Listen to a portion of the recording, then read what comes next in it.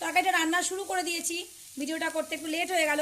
আমি কুমড়ো আলুটা একটু হালকা করে তেল দিয়ে ভেজে নিচ্ছি। আর এখানে একটু মাছের মাথা আছে, একটু মাছও আছে, তো ভাবলাম এটা এই তরকারিতে একটুখানি মিক্সড করে দিই। সঙ্গে পুঁই শাকটা আমি রেডি করে নিয়েছি। এটা হচ্ছে পুঁই শাক মাছের মাথা দিয়ে। তা পুঁই শাকটা আমি কেটে ধুয়ে রেডি করে নিয়েছি।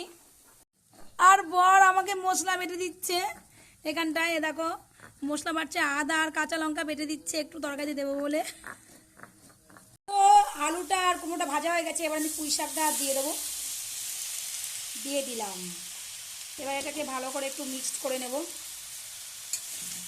দেখো এবার তরকারিটা আমি রেডি করে নিয়েছি, কিন্তু আলোটা খুব কম বলে সরি, তোমরা কিছু মনে করো না। আমি টর্চ লাইটের আলো দিয়ে ভিডিওটা বানাচ্ছি, তোমরা কেমন কিন্তু হাসি হাসি করবো না, ঠিক আছে?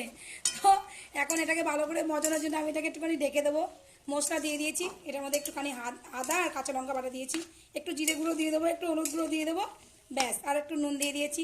তো আস্তে আস্তে আমি এটাকে ঢেকে অল্প আগুনে সুন্দর করে মজিয়ে মজিয়ে রান্না করব।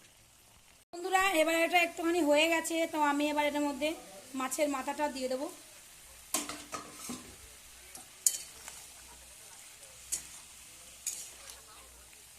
এবার এর মধ্যে আমি একটু হালকা করে মিষ্টি দিয়ে এটাকে সুন্দর করে ঢেকে দেবো। ঢেকে দিয়ে অন্ততপক্ষে 10 মিনিট আমি ঢাকা দিয়ে রেখে দেবো আস্তে আগুন দিয়ে। দেখো বন্ধুরা আমার রান্নাটা প্রায় রেডি হয়ে গেছে, আর কিছুক্ষণ হলেই কমপ্লিট হয়ে যাবে। তো আমি কীভাবে কী করলাম তোমরা তো দেখেছো, ওই পুরো ডিটেলসে দেখায়নি যে ভেঙে ভেঙে একবার সব কিছু দেখাতে হবে। এটার মধ্যে দিয়েছিলাম একটু 5 ফোড়ন দিয়ে আমি আলুটা আর কুমড়োটা ভেজে নিয়ে, তো ভাজার পর আমি সবজিটা দিয়ে দিলাম, মানে পুঁইয়ের শাকটা। তো পুঁইয়ের শাকটা হয়ে যাবে, একটু কিছুক্ষণ হয়ে যাওয়ার পর আমি আবার একটু আদা লঙ্কা বাটা আর জিরে গুঁড়ি একটু দিয়েছি, হলুদ দিয়েছি, নুন দিয়েছি। তারপরে একটু মজে আসার পর মাছটা আমি দিয়ে দিয়েছি। তো একটা মাছ ছিল, ভাবলাম দেবো না, তা দিয়েই দিলাম। আর মাছের মাথাটা ছিল, দিয়ে দিয়েছি। তো একটু মিষ্টি দিয়ে ঢাকা দিয়ে দিয়েছি। এবার উঠিয়ে আমি দেখছি যে এরকম এতটা হয়েছে, মানে আর একটু হবে। তো একটু হয়ে যাওয়ার পরে এটা কমপ্লিট হয়ে যাবে। তারপর তোমাদেরকে নামিয়ে দেখাবো কেমন লাগছে। তা এখন দেখে বুঝতে পারছো যে কেমন হতে পারে তরকারিটা। আমার তো মনে হয় ভালোই হবে, অনেক দিন পর খাবো এই তরকারিটা, অনেক দিন খাওয়া হয়নি এরকম তরকারি। ভাবলাম আজকে রেসিপিটা বানিয়েই ফেলি।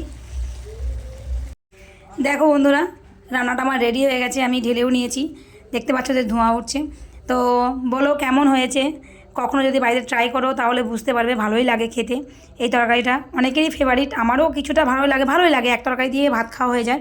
তো যদি আমার এই ভিডিওটি ভালো লেগে থাকে প্লিজ আমার পেজটিকে ফলো করে দিও, মানে আমার প্রোফাইলটিকে ফলো করে দিও।